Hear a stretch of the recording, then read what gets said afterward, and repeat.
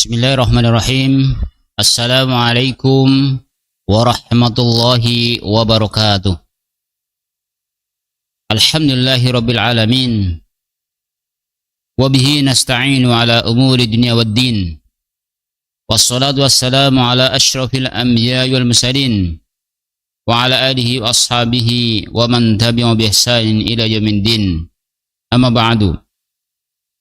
Kaum muslimin wal muslimat, para pemirsa dimanapun ada berada, rahimani wa rahimakumullahu ajma'in.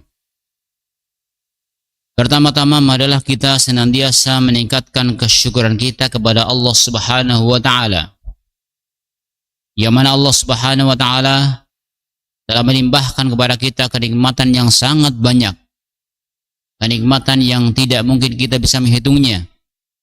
Salah satu nikmat yang sangat besar yang Allah anugerahkan kepada kita yaitu nikmatul iman wal Islam, nikmat iman dan Islam. Maka dengan nikmat iman dan Islam itu Allah mudahkan kepada kita untuk mengkaji terus agama yang mulia ini. Maka kita mohon kepada Allah Subhanahu wa ta'ala, semoga Allah Subhanahu wa ta'ala limpahkan kepada kita ilmu yang bermanfaat di dunia sampai di akhirat. Amin ya rabbal alamin. Keduanya, salawat dan salam semoga tercurahkan kepada Nabi kita Muhammad SAW, juga kepada keluarganya, kepada para sahabatnya, dan kepada orang-orang yang mengikuti sunnah-sunnah beliau sampai hari kiamat.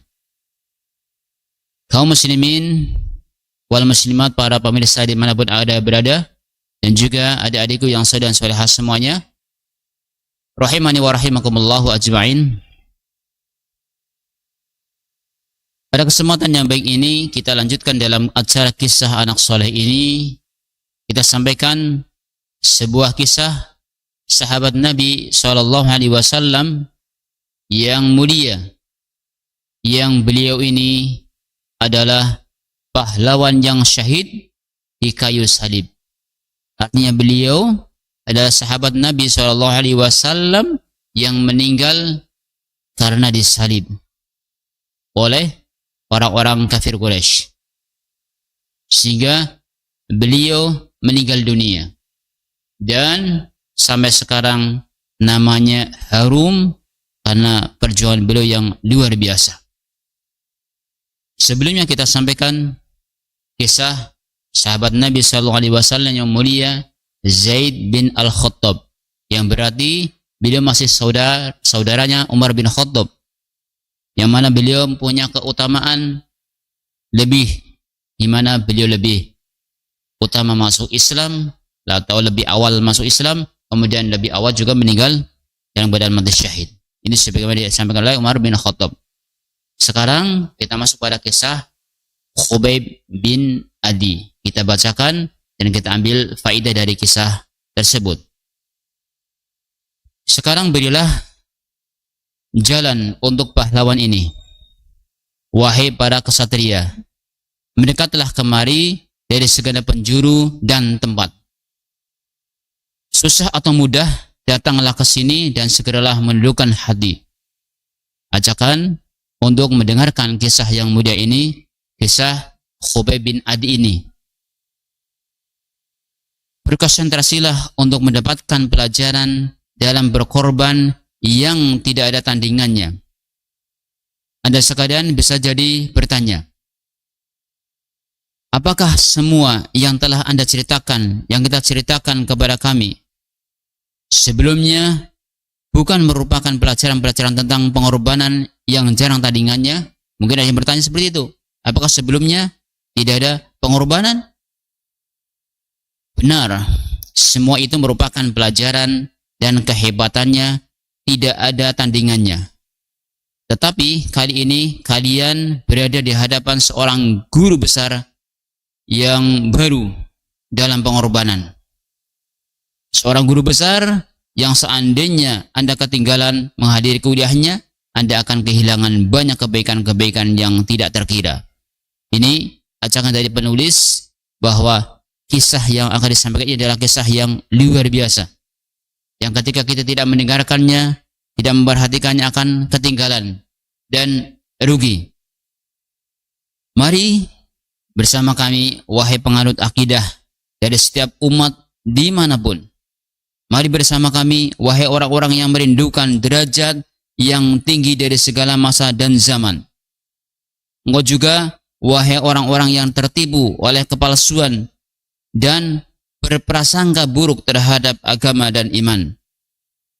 Datanglah kemari dengan kebanggaan palsumu untuk dan perhatikanlah puncak kemuliaan. Pembelaan, ketabahan, keteguhan hati, pengorbanan dan loyalitas, atau dapat diringkas dengan satu kata, kebesaran yang luar biasa dan mengagumkan, yang tumbuh dari keimanan terhadap kebenaran yang dimiliki oleh orang-orang yang tulus. Jadi akan dikisahkan di sini yaitu seorang sahabat Nabi yang bernama Khubayb bin Adi, orang yang sangat tabah dalam mempertahankan imannya, kemudian gigih dalam berjuang, dan beliau siap menghadapi berbagai macam ujian. Apakah kalian tidak melihat tubuh yang sedang disalib itu? Inilah judul pelajaran kita hari ini. Wahai sekalian anak manusia, tubuh yang disalib di hadapan kalian itulah seorang yang menjadi tema dan mata pelajaran. Ia adalah seorang guru besar yang bernama Khubayb bin Adi. Jadi namanya Khubayb bin Adi, guru besar kita. Jadi dulu ada nama Adi, iya, ada nama Adi, Khubayb bin Adi. Hafalkanlah nama yang mulia ini sebaik-baiknya. Hafalkanlah dan ingatlah selalu namanya. Kenapa? Karena ia merupakan lambang kemuliaan bagi setiap manusia dari setiap agama, aliran, dan keturunan manapun sepanjang zaman. Dari nama Khubayb bin Adi ada namanya harum, yang dikenal dengan seorang yang pejuang yang luar biasa, mempertahankan agamanya meskipun disiksa, dia tetap mempertahankan agamanya.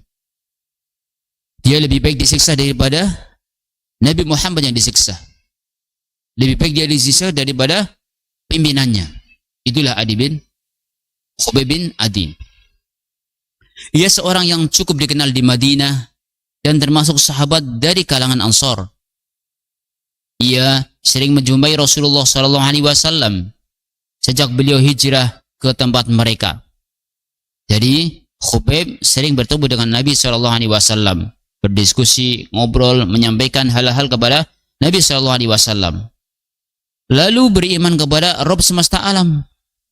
Ia merupakan sosok yang berjiwa bersih, suka terus terang, beriman, teguh, dan berhati mulia. Jadi sifat yang dimiliki oleh beliau, oleh Khubayb bin Adi ini adalah sosok yang rendah hati, kemudian beliau berjiwa bersih, suka terus terang, beriman, dan teguh keimanannya. Orang yang mulia. Seperti yang dilukiskan oleh Al-Hasan bin Thabit dalam syairnya. Bagaimana Al-Hasan bin Thabit menyampaikan syairnya?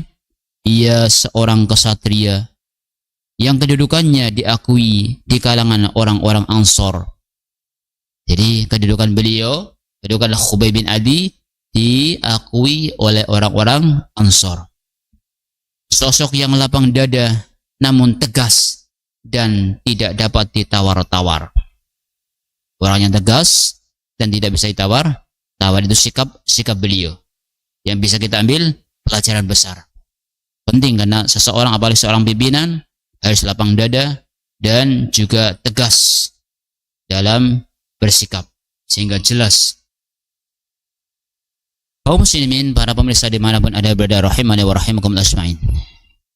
Ketika panji perang Badar telah dikibarkan, Khubayb bin Adi tampil sebagai seorang prajurit yang perkasa dan gagah berani. Ini dulu ada terjadi perang Badar. Perang Badar, ya, di tempat namanya Badar. Orang-orang Muslim berpandang orang kafir Quraisy, dan saat itu orang-orang kafir Quraisy kalah dalam perang Badar. Salah seorang di antara kaum musyrikin yang berdiri menghadang jalannya di perang Badar ini dan tewas di ujung pedangnya. Orang tersebut merupakan seorang pemimpin Quraisy yang bernama Al-Haris bin Amir bin Naufal. Jadi orang dari kafir Quraisy yang siap siaga menghadang kaum muslimin dalam peperangan ini, ternyata orang ini tewas, meninggal dunia. Ya, siapa beliau? Siapa dia? Al-Haris bin Amir bin Naufal. Ya, yang jaga-jaga ternyata terkena pedang. Siapa yang membunuh? Nah, itulah. Yang membunuh adalah Khubayb bin Adi. Setelah pertempuran selesai dan sisa-sisa pasukan Quraisy yang kalah kembali ke Mekah, dan Bani Haris mengetahui siapa yang telah menewaskan bapak mereka. Terdengar kalau Al-Haris bin Amir bin Naufal, Al-Haris bin Amir bin Naufal, pimpinan kita, telah meninggal dunia, terbunuh oleh pedangnya Khubayb bin Adi. Masuk dalam benak mereka, di pikiran mereka, nama tersebut dan tersimpan dalam benak mereka. Mereka menghafalkan dengan baik nama orang Islam yang telah menewaskan ayah mereka dalam pertempuran itu. Siapa? Khubayb bin Adi tadi. Ketika perang Badar, dari kaum Quraisy ada yang siap siaga, ternyata Al-Haris inilah orangnya dan terbunuh oleh Khubayb. Akhirnya mereka menghafalnya. Yes, awas. Cara orang kitanya kalau awas nanti. Kalau ketemu dibalas. Makanya dendam kesumat yang ada pada mereka, orang-orang kafir Quraisy. Kaum muslimin telah kembali ke Madinah. Akhirnya ketika peperangan selesai, orang-orang kafir kembali dan kaum muslimin juga kembali ke Madinah, para kaum muslimin. Dari mana? Dari perang Badar. Mereka meneruskan pembinaan masyarakat mereka yang baru, terus mendidik, membina, mengarahkan kaum muslimin agar imannya tambah mantap, kuat. Khubayb adalah seorang ahli ibadah yang benar-benar menunjukkan karakter orang-orang yang khusyuk dan kerinduan dalam ibadah. Nah, ini Khubayb bin Adi adalah salah satu sahabat Nabi SAW yang ibadahnya khusyuk dan semangat dalam mempertahankan agama ini. Maka terus dibina oleh Nabi SAW. Para sahabat yang ada dibina oleh Nabi SAW agar tabah dan agar kuat keimanannya. Terus dibina. Di Madinah, ia memanfaatkan seluruh waktunya untuk ibadah dengan penuh semangat kerinduan terhadap Robnya. Jadi di kesempatan di Madinah, beliau menggunakan kesempatan yang baik untuk beribadah, meningkatkan imannya kepada Allah SWT dan belajar kepada Nabi SAW, menegakkan sholat malam, puasa pada siang hari, dan menyucikan Rabb semesta alam. Jadi kesempatan untuk beribadah kepada Allah SWT, itu Khubayb bin Adi ini ketika di Madinah belajar sama Nabi, kemudian beribadah kepada Allah, kemudian juga dia sholat malam, puasa di siang hari. Ini luar biasa. Dan ini bisa kita ambil hikmah, pelajaran. Jadi seorang muslim bilangnya berusaha semangat untuk melaksanakan sunnah Nabi SAW tadi seperti yang dilakukan oleh Khubayb bin Adi. Nah, para pemirsa dimanapun Anda berada yang semoga dirahmati oleh Allah Subhanahu wa Ta'ala, suatu hari Rasulullah SAW ingin menyelidiki rahasia orang-orang Quraisy. Ini Nabi ingin menyelidiki bagaimana kondisi orang-orang Quraisy, hingga dapat mengetahui kemana arah gerakan serta langkah-langkah persiapan mereka untuk peperangan baru. Jadi Nabi SAW taktik, ya, berusaha menyelidiki bagaimana langkah berikutnya orang-orang kafir Quraisy dalam rencana peperangannya. Maka beliau SAW berusaha menyelidikinya. Untuk itu beliau memilih 10 orang di antara para sahabat, termasuk Khubayb. Beliau mengangkat Asim bin Thabit sebagai pemimpin mereka untuk mengetahui bagaimana kondisi kaum Quraisy, agar orang-orang muslim lebih siap ketika ada peperangan lagi, Maka Nabi SAW mengutus 10 orang, 10 sahabat Nabi SAW yang diutus untuk menyelidikinya. Yang saat itu dipimpin oleh Thabit, ya, Asim bin Thabit sebagai pimpinannya. Nah, salah satu di antara 10 ini adalah ada orang yang namanya Khubayb bin Adi ini ikut dalam proses penyelidikan. Akhirnya tim penyelidik ini pun berangkat ke tujuannya hingga sampai di suatu tempat antara Usfan dan Mekah. Berangkatlah 10 orang ini dipimpin oleh siapa tadi? Asim bin Thabit. Asim bin Thabit sebagai pimpinannya. Kemudian tibalah sampai ke sebuah tempat namanya, ya, tempat yang antara Usfan dan Mekah. Usfan dan Mekah. Namun gerakan mereka tercium oleh orang-orang dari kampung Khudail. Ya. Ternyata 10 sahabat tadi yang ingin menyelidiki kondisi kaum Quraisy tercium oleh orang dari mana? Dari kampung Bani Khudail. Kampung Khudail yang didiami oleh suku Bani Hayyan. Ya, suku Khudail ini mendengar. Orang-orang dari kampung Khudail mendengar, wah, ini ada orang yang mau ngapain nih? Mau nyelidiki atau mau gimana nih? Cari-cari info ke kita. Akhirnya orang dari Bani Khudail tadi, kampung Khudail yang didiami oleh suku Bani Hayyan mendengarnya. Orang-orang dari suku ini segera mengirim 100 orang pemanah yang hendak untuk menyusul orang-orang Islam dan mengikuti jejak mereka dari belakang. Ketika ketahuan ada 10 orang akan mencari informasi bagaimana kondisi kaum Quraisy, orang-orang Quraisy bagaimana kondisinya, ternyata kecium kondisi, oh, itu ada orang oleh orang-orang dari Khudail, kampung Khudail, yang akhirnya mengutus orang-orang ini 100 orang untuk mengikutinya, memantau arahnya kemana. Kalau saja salah seorang di antara pasukan Bani Hayyan itu tidak melihat biji kurma yang jatuh di atas pasir, mereka kehilangan jejak. Jadi 100 orang ini ngikuti, ya, ngikuti kemana arah 10 orang ini. Nah, salah satu hal yang menjadikan dia terus bisa mengikutinya, ini ada biji kurma. Nah, ada biji kurma. Ternyata biji kurma ini orang Arab itu, masya Allah, firasatnya tahu ini biji kurma dari mana. Ini dari Madinah, ini dari Mekah, ini dari mana? Ketahuan. Ternyata ini adalah biji kurma dari Yasrib. Mereka mengatakan ini adalah biji kurma yang berasal dari Yasrib. Yasrib itu sama dengan apa? Madinah. Kota Madinah, Yasrib. Nah, begitulah orang Arab luar biasa. Tahu ini. Oh, ini kurma apa? Dari bijinya kelihatan. Oleh karena itu, karena banyak biji yang tercecer terus dalam sepanjang perjalanan itu, dalam perjalanannya tercecer biji-bijinya, wah, berarti ya ke sini arahnya. Terus dikejar.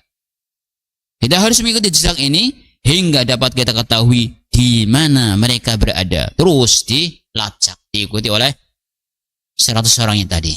10 orang diikuti oleh 100 orang. Dengan petunjuk biji-biji kurma yang berceceran di tanah. Itu padahal hanya biji kurma loh. Biji kurma, semuanya itu bisa untuk mencari jejak. Mencari jejak di mana orang itu mengarah. Ya. Mereka terus berjalan hingga akhirnya mereka melihat dari jauh rombongan kaum muslimin yang sedang mereka cari-cari. Itu dia. Itu dia kelihatan. Akhirnya mereka juga mendekat. Kelihatan itu orang yang kita cari-cari nih. Betul juga ini. Arahnya ke sini. Asim, pemimpin tim penyelidik, merasa bahwa mereka sedang dikejar musuh. Ternyata dari 10 orang ini dari kaum muslimin itu ada firasat, perasaan kayaknya kita lagi dipuntutin ini, kita lagi dikejar-kejar ini, ada orang yang mengikuti kita. Itu perasaan daripada Asim. Ya, Asim bin Thabit itu sebagai pimpinan orang-orang muslim tadi ditugaskan oleh Nabi Shallallahu Alaihi Wasallam untuk menyelidikinya. Karena itu ya memerintahkan kepada rekan-rekannya untuk naik ke atas bukit. Ayo, sekarang kita naik ke bukit. Ini tadi Asim bin Thabit dengan 10 orang ya, kemudian memerintahkan ini. Nampaknya ada orang yang lagi ngikutin kita pula. Hanya ayo kita naik ke bukit aja. Naik ke atas bukit. Nah, para pemanah musuh yang berjumlah 100 orang itu pun semakin mendekat. Ya, ketika dia ini berusaha naik, semakin mendekat para pemanah dari musuhnya. Ya, berapa jumlahnya tadi? 100. Mereka mengelilingi kaum muslimin lalu mengepung mereka dengan ketat. Ini kondisinya. Jadi kaum muslimin yang 10 orang dikelilingi oleh 100 orang dari orang kafir Quraisy. Para pengepung meminta agar kaum muslimin menyerahkan diri dengan jaminan bahwa mereka tidak akan dianiaya. Jadi pengepung tadi minta kepada kaum muslimin agar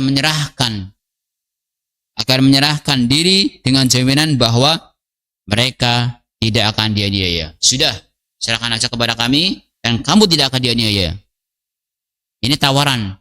Tawaran dari siapa? Dari orang-orang kafir Quraisy, dari yang 100 orang tadi. Tujuannya biar aman dan tidak lagi melanjutkan apa tujuannya. Akhirnya ke-10 orang ini menoleh kepada pemimpin mereka, yaitu siapa? Asim bin Thabit. Pemimpin mereka yang sebenarnya adalah Asim bin Thabit Al-Ansari. Menunggu apa yang akan ia perintahkan. Wah, ini kita nggak mudah begitu aja. Kita tunggu bagaimana pemimpinan kita. Asim bin Thabit bagaimana komentarnya? Kita tunggu beliau. Asim menyatakan, Adapun ya, aku demi Allah, aku tidak akan turun untuk mendapatkan perlindungan orang musyrik. Dia menyatakan dengan tegasnya, demi Allah, aku tidak akan turun untuk mendapatkan perlindungan orang musyrik. Nah, mulai nampak tegas ini. Tegasan Asim bin Thabit ini muncul. Saya tidak akan minta perlindungan kepada orang-orang musyrik. Ya Allah, sampaikanlah keadaan kami ini kepada Nabi-Mu. Ya Allah, sampaikanlah keadaan kami ini kepada Nabi-Mu. Ini mohon kepada Allah Subhanahu wa taala. Itu sikap Asim bin Thabit. Dimintai perlindungan biar enggak melanjutkan rencananya, enggak mau. Akhirnya 100 pemanah itu pun langsung menghujani mereka dengan anak panah. Pemimpin mereka Asim beserta 7 orang lainnya menjadi sasaran dan mereka pun gugur syahid. Ketika Asim menyampaikan demikian bahwa dia tidak mau menyerahkan dan mendapatkan perlindungan dari orang kafir Quraisy, langsung 100 orang ini bergerak. Pasukan pemanah siap memanah orang-orang Islam. Dan jadi sasaran adalah Asim bin Thabit dan yang lainnya, yang mereka pun akhirnya gugur syahid, meninggal di jalan Allah Subhanahu wa taala. Mereka meminta agar yang lain turun dan tetap akan dijamin. Mereka meminta agar yang lain turun dan tetap akan dijamin keselamatannya sebagaimana yang telah dijanjikan sebelumnya. Karena itu 3 orang dari sisa tim itu, yaitu Khubayb beserta 2 orang sahabatnya, turun dari puncak. Turun dari puncak, Khubayb dan yang lainnya. Ya, tadi temannya udah ada yang kepanah, dia udah meninggal. Akhirnya ketika ada yang turun, para pemanah mendekati Khubayb. Dan salah seorang temannya Zaid bin Ad-Dathinah. Zaid bin Ad-Dathinah. Jadi ada Khubayb, ada Zaid bin Ad-Dathinah yang tadi belum meninggal. Mereka mengurai tali, lalu mengikat keduanya. Wih, modelnya licik. Orang kafir Quraisy langsung mengambil tali dan mengikatnya dengan ikatan yang kencang. Keduanya diikat, Khubayb dan Zaid bin Ad-Dathinah. Teman mereka yang ketiga melihat hal ini sebagai awal pengkhianatan. Wah, ini Pak pengkhianatan. Suruh turun, sudah turun, malah tinggal diikat. Ini pengkhianatan. Karena itu ia pun memutuskan untuk mati sebagaimana kematian Asim dan teman-temannya. Akhirnya ia pun gugur syahid seperti yang ia inginkan. Wah, jadi ternyata si Khubayb ketika turun diikat. Dan Zaid bin Ad-Dathinah diikat pula. Teman yang lain melihat, wah ini pengkhianatan ini. Akhirnya dia mempertahankan dan akhirnya dia pun mati syahid sebagaimana teman-temannya, Asim dan teman-temannya. Demikianlah kedelapan orang yang termasuk di antara orang-orang mukmin yang paling tebal keimanannya, paling teguh menepati janji dan paling setia melaksanakan kewajibannya terhadap Allah dan Rasul-Nya, telah menunaikan dharma bakti kepada mereka hingga gugur syahid. Jadi tadi ada 10 orang, kemudian ketika disuruh menyerahkan tidak mau, akhirnya dipanah oleh orang-orang kafir Quraisy yang akhirnya pada meninggal. Dan ada sisa 3 orang yang suruh turun. Ternyata Khubayb dan Zaid turun, langsung diikat. Ada 1 orang tidak mau turun karena tahu pengkhianatan ini. Pengkhianatan ketika turun. Akhirnya dia pun ingin meninggal, ingin mati syahid sebagaimana teman-temannya. Yang akhirnya 8 orang meninggal dunia dan masih 2 orang. Maka Khubayb dan Zaid berupaya melepaskan ikatan mereka.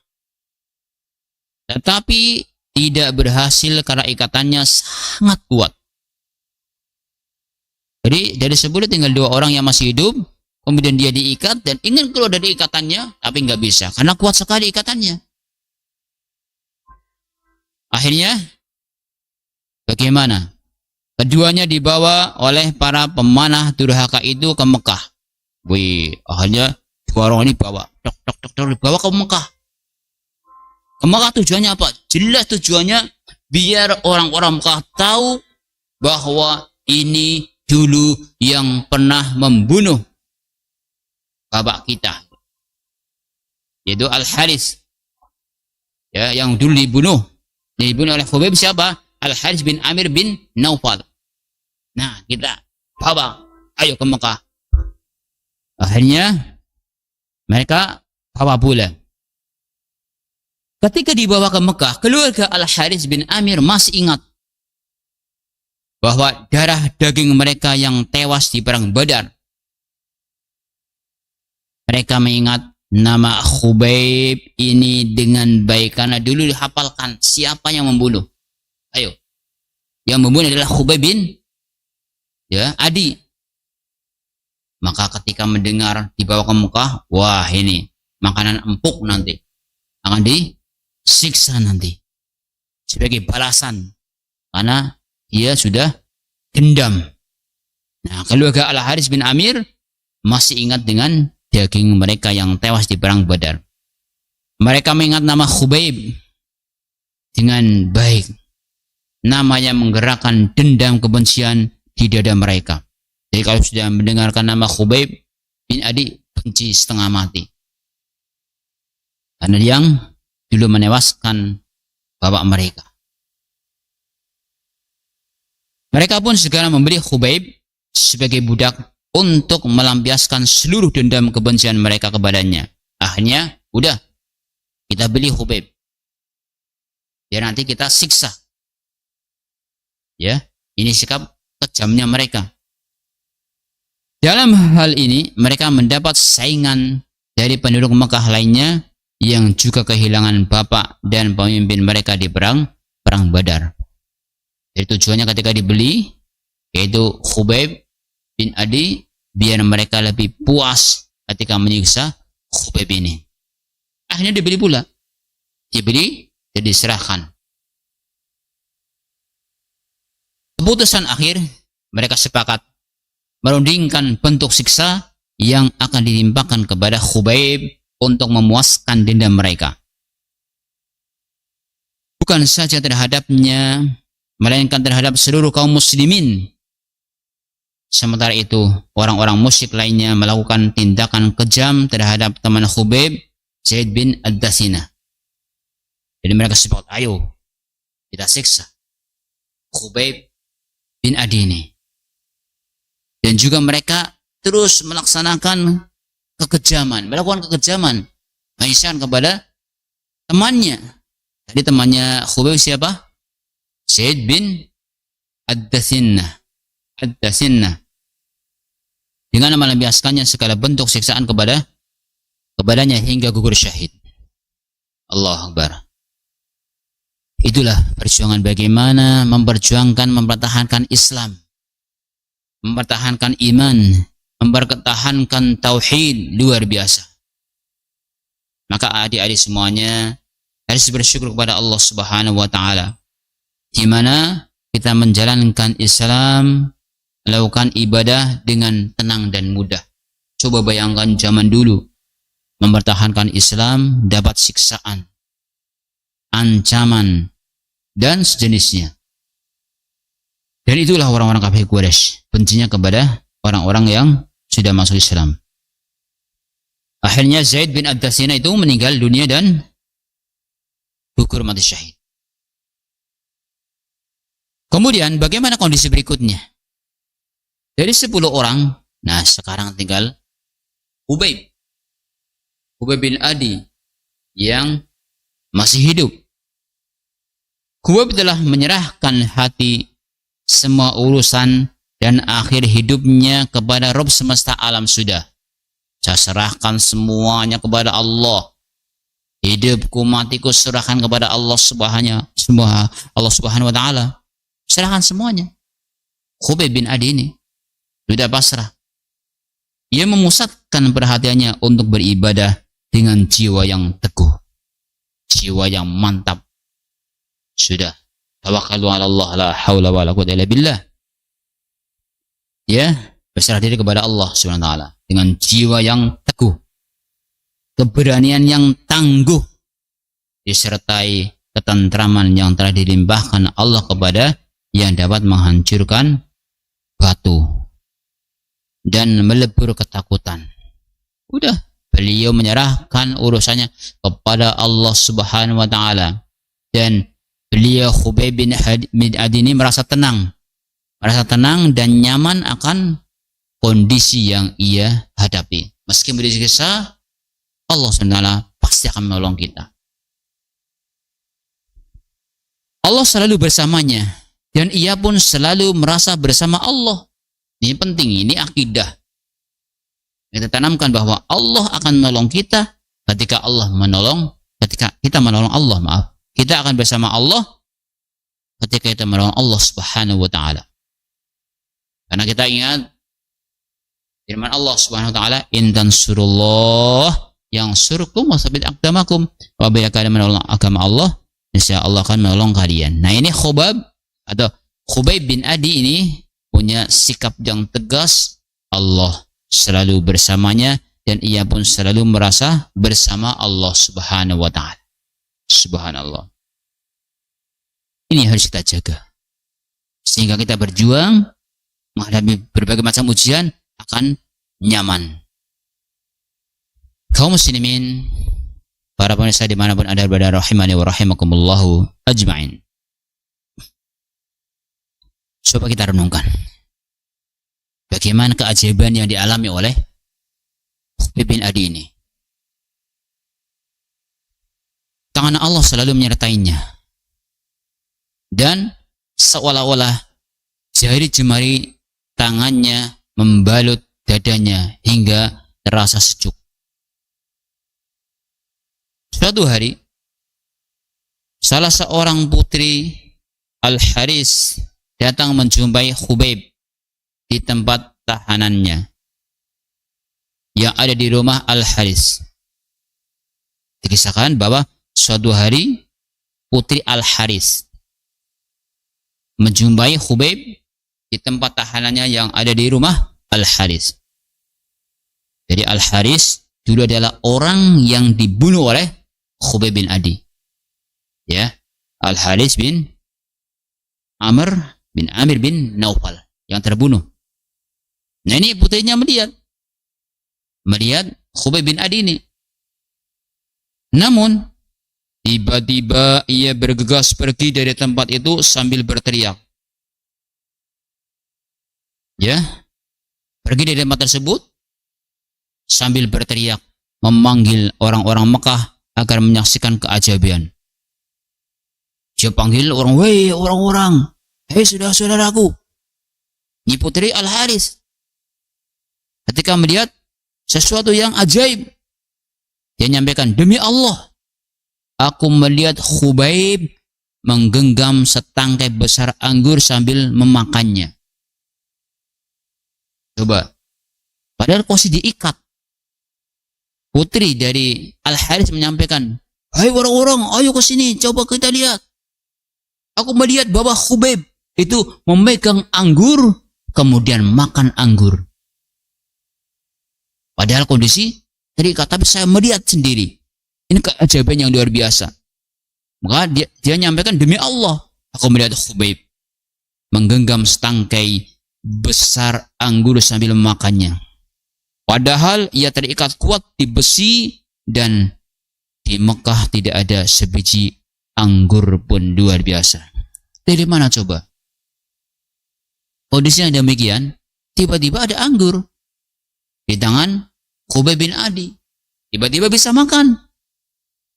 Padahal di situ, ya jamaah semuanya, kaum muslimin rahimani wa rahimakumullah, di saat itu tidak ada anggur di kota Makkah, tidak ada anggur, tapi Khubayb megang anggur. Pertanyaannya, coba siapa yang memberi anggur? Siapa yang mengasih anggur? Subhanallah. Itu ajaib.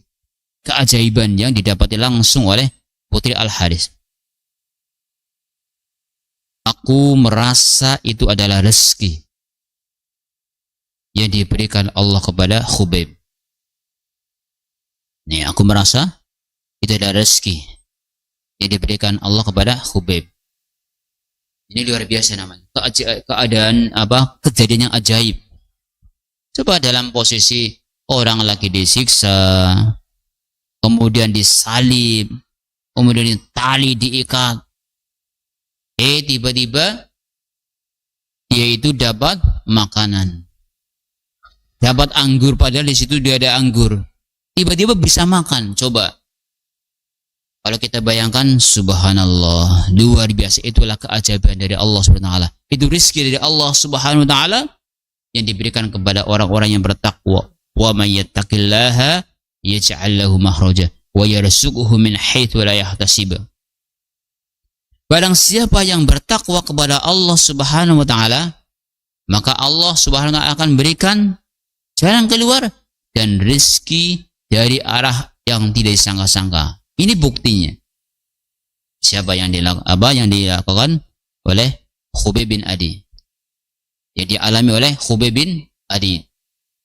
Maka kaum muslimin, para pemirsa dimanapun anda berada, rahimani wa rahimakumullah ajmain, kita bisa melihat betapa besar pertolongan Allah Subhanahu wa ta'ala ketika orang itu mau menolong agama Allah Subhanahu wa ta'ala. Yakinlah bahwa orang yang menolong agama Allah, Allah akan tolong, bahkan dikasih rizki. Mana contoh yang lain? Bahwa Allah SWT akan memberikan rizki dari arah yang tidak disangka-sangka. Coba kita perhatikan dan renungkan kisah yaitu Maryam. Maryam binti Imran. Jadi memang benar, itu adalah rezeki yang diberikan Allah kepada hambanya yang saleh. Sebagaimana dahulu hal seperti itu pernah diberikan kepada Maryam binti Imran. Coba kita renungkan kisah tentang Maryam binti Imran, di mana disebutkan dalam Al-Quran surat Ali Imran ayat 37 yang artinya setiap kali Zakaria masuk menemuinya di mihrab, kamar khusus ibadah, dia dapati rezeki makanan di sisinya. Jadi setiap kali Zakaria masuk ke mihrab, tempat ibadah, ternyata didapati rezeki makanan, subhanallah, di sisinya. Dia bertanya, wahai Maryam, dari mana ini engkau peroleh? Wahai Maryam, dari mana engkau memperoleh rezeki ini, makanan ini dari mana? Nah, Zakaria juga heran, takjub, ini dari mana ya? Padahal nggak ada yang ngirim, ada yang ngasih ya. Subhanallah, luar biasa. Dia itu Maryam menjawab, itu dari Allah. Subhanallah, itu dari Allah. Sesungguhnya Allah memberi rezeki kepada siapa yang dia kehendaki tanpa perhitungan. Ini. Jadi dalam Quran surat Ali Imran ini ayat yang ke-37 mengingatkan kepada kita bahwa Allah bisa saja memberikan rezeki dari arah yang tidak disangka-sangka. Nah, coba kalau kita ya anak-anak semuanya pas lagi duduk-duduk, ada tiba-tiba ada misal ada apel di sampingnya. Tiba-tiba ada durian di sampingnya. Tiba-tiba ada rambutan di sampingnya. Tiba-tiba ada kelengkeng di sampingnya. Masya Allah. Ini ajaib dan luar biasa. Ternyata ini telah terjadi dulu seperti kepada Maryam binti Imran. Maryam binti Imran. Dan juga kepada tadi sahabat yang kita ceritakan adalah Khubayb bin Adi. Khubayb bin Adi. Maka jamaah sekalian dan para pemirsa dimanapun Anda berada, bagaimana Khubayb dalam mempertahankan agamanya dan keyakinannya mantap, maka kita bisa ambil pelajaran bahwa ketika kita sungguh-sungguh menjaga agama Allah, Allah pasti akan menjaganya. Ketika kita sungguh-sungguh mempertahankan agama Allah, memperjuangkan agama Allah, menolong agama Allah, insya Allah Allah akan menolongnya dan Allah akan memberikan rezeki dari arah yang tidak disangka-sangka.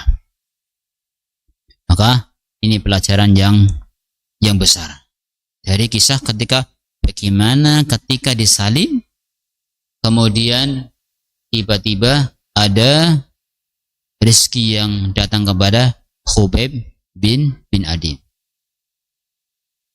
Maka setelah itu orang-orang musyrik menyampaikan berita kepada Khubayb tentang kematian dan penderitaan yang dialami oleh rekan saudaranya. Ketika kondisi demikian, ya, orang-orang Quraisy bagaimana membuat hati daripada Khubayb bin Adi sempit.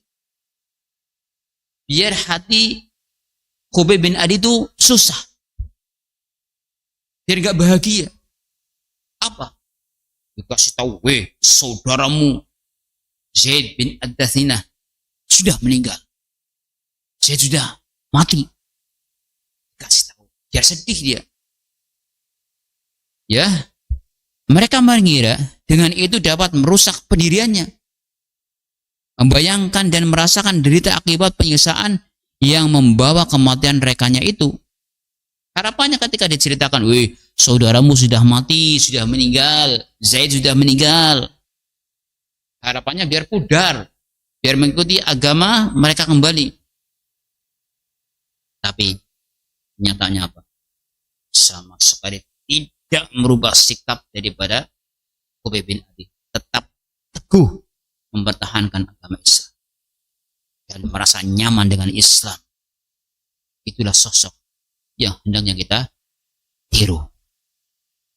Tetapi mereka tidak mengetahui bahwa Allah telah merangkulnya dengan menurunkan ketenangan dan kasih sayang kepadanya. Subhanallah. Ketika diceritakan oleh orang kafir Quraisy kepada Khubayb bin Adi ini, kalau sudah meninggal, dia tetap teguh, tetap mendirikan berpendirian dengan agama Islam. Ternyata Allah sudah menurunkan ketenangan kepada Khubayb bin Adi dengan kondisi yang demikian, tetap mempertahankan agama Islam. Terus bagaimana kondisinya? Kondisi Khubayb bin Adi, bagaimana meninggalnya beliau, dan bagaimana kelanjutannya? Insya Allah kita akan lanjutkan pada episode berikutnya. Jadi dari kisah ini kita bisa mengambil faidah bahwa kita harus berpegang teguh dengan agama Allah Subhanahu wa taala. Insyaallah Allah akan menolong kita. Kita tutup dengan doa kafaratul majlis. Subhanakallahumma bihamdika asyhadu an la ilaha illa anta astaghfiruka wa atubu ilaik. Assalamualaikum warahmatullahi wabarakatuh.